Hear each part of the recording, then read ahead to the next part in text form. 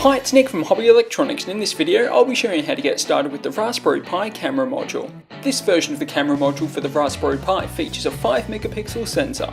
To get started with the camera module, I'll be using a Raspberry Pi Model B2, along with an SD card with the Raspbian image on it, a suitable USB power supply for the Pi, a keyboard and mouse, access to the internet, and a connection to a monitor to test out the camera.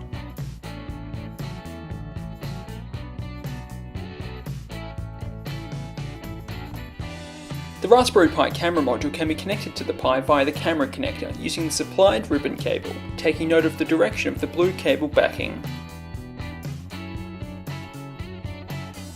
Once our Pi has been powered up, we can then use the commands sudo apt-get update and sudo apt-get upgrade to ensure that our system is up to date. To start taking photos with the camera, we can open up a new terminal window and enter the following command, which will take a photo and save it in our root directory.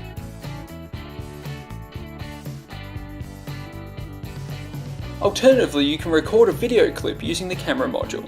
To do this, we'll first need to install MP4 Box, which will allow us to use the MP4 video container format. We can then start a new video recording, passing some parameters in the command, which will allow us to specify the length of the recording, along with the resolution, frame rate, and bit rates for capture. Once our Pi has finished the recording, the new video file can then be wrapped in the MP4 container format with this command. To access the video file for playback, visit the root directory of your Pi. Reference the camera module documentation linked in the video description for a full list of parameters.